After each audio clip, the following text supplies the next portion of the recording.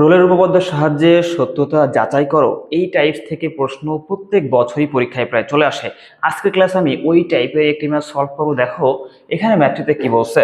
এখানে দেখো ম্যাথটিতে এখানে বলছে যে -√2, ব্যবধিতে f of x equal 2x³ plus x² minus 4x minus 2 এই ফাংশনের জন্য রোলের উপপাদ্যের সত্যতা যাচাই করো। এখন বিষয় হচ্ছে, যেহেতু বলছে সত্যতা যাচাই করতে হবে, তার মানে রোল থিওরামটা আসলে সত্য কিনা, অর্থাৎ বিজ্ঞানী রোল সাহেব যে কথাগুলো বলেছেন সেটা আসলে সত্য কিনা ওটা গাণিতিকভাবে আমাদের যাচাই করে দেখতে হবে। তাহলে আমাদের আগে জানতে হবে যে বিজ্ঞানী রোল সাহেব কি বলেছেন। আমরা কিন্তু যখন রোল উপপাদ্য সমাধান করেছিলাম তখন কিন্তু আমরা সুন্দরভাবে বলেছিলাম কি কি বর্ণনার মধ্যে আমাদের ছিল। তো সেটা আমি আবার একটু আলোচনা করে নিচ্ছি। দেখো আমি শুরুতে এখানে বলে নিচ্ছি যে রোল থিওরাম আসলে কি বলেছেন। y equal F of x যদি একটা ফাংশন হয়, তাহলে সেই ফাংশনটা দেখো, এক নম্বর বলেছে a, b বদ্ধ ব্যবধিতে অবিচ্ছিন্ন। নাম্বার 2, a, b খোলা ব্যবধিতে অন্তরীকরণ যোগ্য। দেখো নাম্বার 3 হচ্ছে f of a equal f of b, এবং দেখো কি বলা আছে যে a ও b এর মধ্যে অন্তত পক্ষে x এর এমন একটি মান c পাওয়া যাবে যেন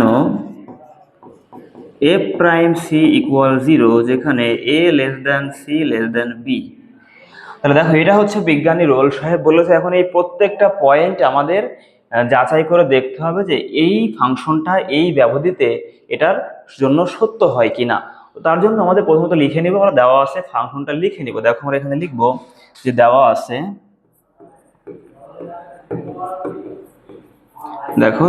এখানে আমাদের কি f অফ x এটা ইকুয়াল হচ্ছে কত, 2x³ plus x² minus 4x minus 2। এই হচ্ছে ফাংশন।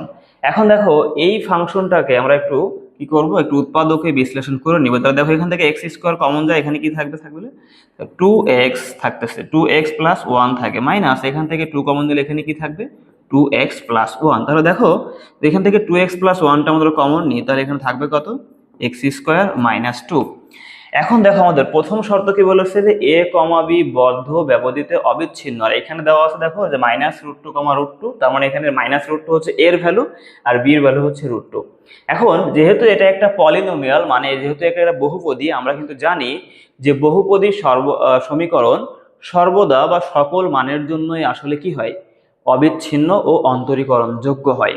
তো এই কারণে আসলে যেহেতু এটা একটা পলিনোমিয়াল বা বহুপদী, সেক্ষেত্রে আমাদের এটা এই ব্যবধির জন্য অবশ্যই কি হবে, অবিচ্ছিন্ন হবে, এবং এই খোলা ব্যবধির জন্য অবশ্যই এটা অন্তরীকরণ যোগ্য হবে। তাহলে দেখো আমরা লিখে নিব যে আমরা জানি, তাহলে দেখো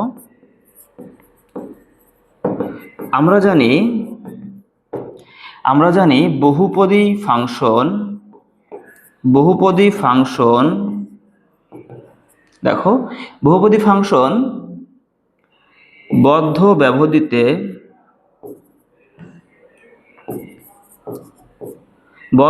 ব্যবধিতে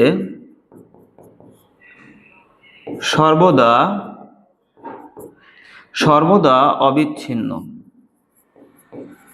অবিচ্ছিন্ন, এবং আমরা বলতে পারি যে খোলা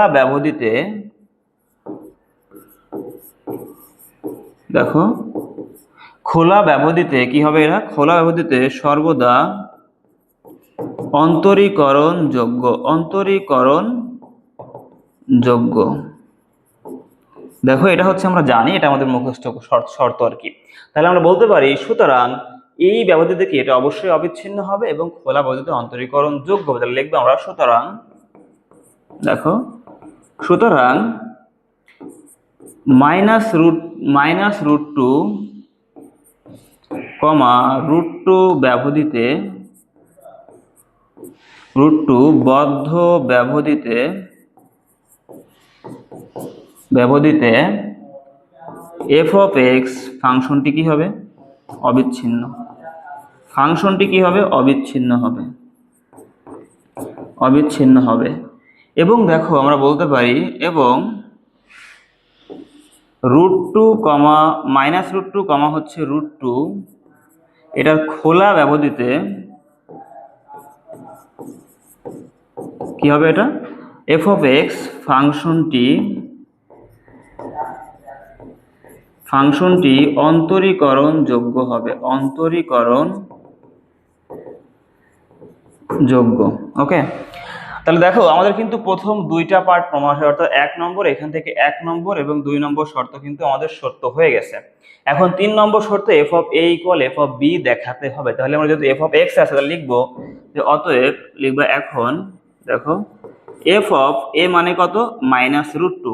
তাহলে F of minus root two হলে এখানে বসাও, তাহলে কত হবে? দেখো মাইনাস আসছে কত? Minus two root two plus one into এখানে কি থাকে দেখো মাইনাস রুট টু স্কোয়ার করলে এখানে কত হবে? প্লাস টু, তাহলে টু মাইনাস টু ইকুয়াল আমরা বলতে পারি 0।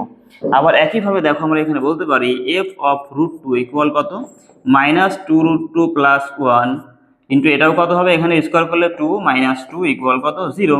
তাহলে দেখো আমাদের কিন্তু এই ব্যবধির জন্য এফ অফ এ এবং এফ অফ বি কিন্তু সমান হয়ে গেল। তার মানে এটাও কিন্তু আমাদের প্রমাণ হয়ে গেল। ওকে, তাহলে দেখো এর পরবর্তী পেজে আমি ওইটা আলোচনা করবো, এখানে লিখে দিলাম একটু যে অতএব আমরা বলতে পারি যে F of minus root two equal কত? F of root two.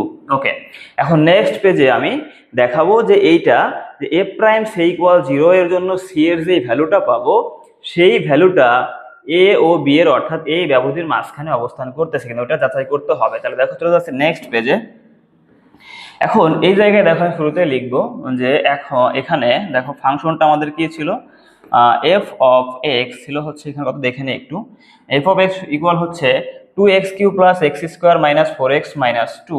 2x³ plus দেখো 2x³ plus x square minus 4x minus 2। এখন এই ফাংশন দিয়ে আমাদের কি বের করতে হবে? F prime C. তাহলে এফ প্রাইম সি বের করতে হলে আমাদের প্রয়োজন হচ্ছে এখান থেকে এফ প্রাইম এক্স প্রথমত, তার মানে এদেরকে আমরা এক্স এর সাপেক্ষে ডেরিভেটিভ করব। তাহলে এখানে পাওয়া যাবে হচ্ছে এফ প্রাইম এক্স, ডেরিভেটিভ করলে এখানে থাকবে হচ্ছে 6x² প্লাস এখানে থাকবে 2x মাইনাস 4। এখন জাস্ট আমরা এখান থেকে এক্স এর পরিবর্তে সি বসাবো, অর্থাৎ তাহলে এফ প্রাইম সি ইকুয়াল কি পাবো? এখান থেকে 6c² প্লাস 2c মাইনাস 4। এখন আমরা বলতে পারি যে রোলের উপপাদ্য অনুসারে আমরা পাই, দেখো উপপাদ্য অনুসারে আমরা এখানে কি বলতে পারি? দেখো যে এফ প্রাইম সি এটা ইকুয়াল কত? 0। তাহলে বা এই 6c² plus 2c minus 4 equal কত? 0। এখন এখান থেকে আমরা 2 কমন দিলে দেখো কি হয়? থাকতেছে কত? 3c² plus c minus 2 equal কত? 0। এখন এখানে আমাদের মিডিল টার্ম করতে হবে, আমরা মিডিল টার্ম করবো। তাহলে দেখো 3 দুগুণে কত? 6 হচ্ছে, 3 দুগুণে 6 করলে এখানে হয়। তাহলে 3c² প্লাস কত? 3c minus 2c minus 2 equal কত? 0। এখন এখান থেকে আমরা লসাগু নাও, তাহলে কত হয়? সরি কমন নাও, তাহলে এখানে 3c কমন যায়, থাকবে কত? এখান থেকে c প্লাস 1, এখান থেকে মাইনাস 2 কমন দিলে থাকবে হচ্ছে c প্লাস 1। ওকে, তো দেখো আমরা কি পাচ্ছি এখান থেকে 3c c প্লাস 1 কমন দিলাম, c প্লাস 1 কমন দিলে থাকবে হচ্ছে 3c মাইনাস 2, এটা ইকুয়াল কত? 0। এখন এখান থেকে হয় অথবা সমাধান করলে আমরা c এর দুইটা ভ্যালু পাবো, একটা c ইকুয়াল পাবো হচ্ছে -1, একটা c ইকুয়াল পাবো হচ্ছে কত? 2/3। ওকে, 2/3। এখন দেখো তাহলে এই যে c এর দুইটা ভ্যালু পাবো, এখন দেখতে হবে এই দুইটা ভ্যালু আসলে -√2 থেকে √2 এর মধ্যে হয় কিনা। তাহলে দেখো মনে করো আমরা একটা সংখ্যা রেখা যদি এখানে কল্পনা করি তাহলে কেমন হয়? মনে করো একটা সংখ্যা রেখা অঙ্কন করলাম, একটা সংখ্যা রেখা মনে করো এখানে আছে আমাদের -∞, এখানে আছে মনে করো +∞, মাঝখানে পজিটিভ 0, এখানে মনে করো আছে -√2, এখানে আছে মনে করো +√2। তাহলে এখানে যে -1 সংখ্যাটা অবশ্যই এরপরে এরকম জায়গায় আছে, আবার এখান থেকে 2/3 যেহেতু পজিটিভ সংখ্যা 0 পয়েন্ট সামথিং এর অবস্থানটা এই জায়গায়। তাহলে দেখো আমরা দেখতে পারতেছি যে এই দুইটা ভ্যালুই কিন্তু আমাদের কি এই -√2 থেকে √2 এই ব্যবধির মধ্যে থাকে। তাহলে আমরা দেখো এখানে লিখবো যে অতএব দেখো লিখবো হচ্ছে যেহেতু এখানে লিখবা যেহেতু -1, 2/3 বিলংস টু কত, এখানে বিলংস টু হচ্ছে -√2, কত √2। তাহলে দেখো আমরা বলতে পারি যে সুতরাং আমরা বলতে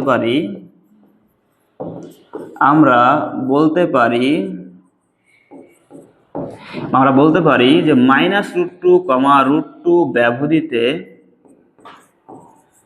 ব্যবধিতে f ফাংশনটি রোলের উপপাদ্যের সকল শর্ত মেনে চলে। রোলের উপপাদ্যের সকল শর্ত